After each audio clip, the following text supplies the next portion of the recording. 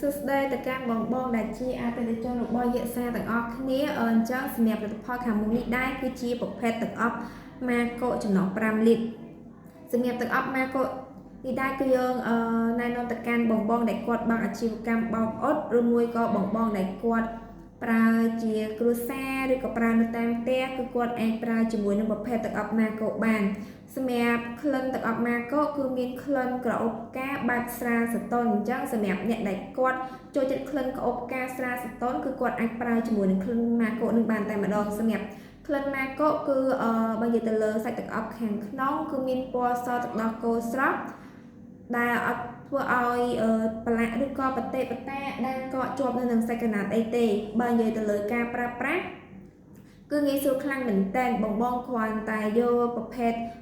ទឹកអប់របស់យើងនឹងចាក់ចូលទៅកាន់10បាញ់រួចបងអាចធ្វើការបាញ់ទៅលើប្រភេទសាច់កណាត់ដែលមានសភាពស្ងួតល្អឬក៏ជាប្រភេទសាច់កណាត់ដែលបងធ្វើការអត់រួចហើយហ្នឹងក៏អាចធ្វើការបាញ់មិនគ្នាមិនត្រឹមតែប៉ុណ្្នឹងទេសម្រាប់ទឹកអប់ម៉ាកូគឺបងអាចប្រើប្រាស់បានគ្រប់សាច់កណាត់ទាំងអស់ប្រើបាននៅ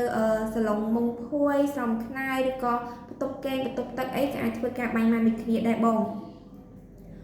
ហើយសម្រាប់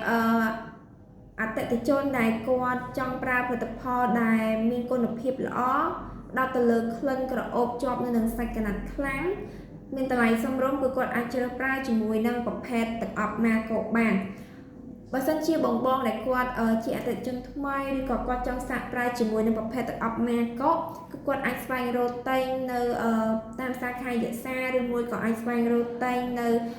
តាមផ្សារទំនើបនានាបានដូចគ្នាសម្រាប់ទឹកអប់ម៉ាកូនេះដែរគឺយើងមានលេខផលិតផលចាលេខបាកូផលិតផល884ដែលជាផលិតផលនៅក្នុងស្រុកទឹកអប់ម៉ាកូគឺជាប្រេរបស់កូនខ្មែរដែលយើងមានសិប្បកម្មផលិតនៅខាងភ្នំពេញនេះតែម្ដងអញ្ចឹងបើសិនជាបងដែលគាត់មានបញ្ហាទៅលើកៅអៅធំក្លិនផ្អូចង់ឲ្យសម្លៀកបំពាក់មានក្លិនក្រអូបបន្ថែមចាមានភាពទាក់ទាញគឺអាចជ្រើសប្រើជាមួយនឹងទឹកអប់ម៉ាកូបានសំខាន់គឺបងអាចប្រើបានទាំងបងបើកអាជីវកម្មបោកអ៊ុតនិងបងដែលប្រើនៅតាមផ្ទះគឺអាចធ្វើការប្រើប្រាស់បានដូចគ្នាតែម្ដង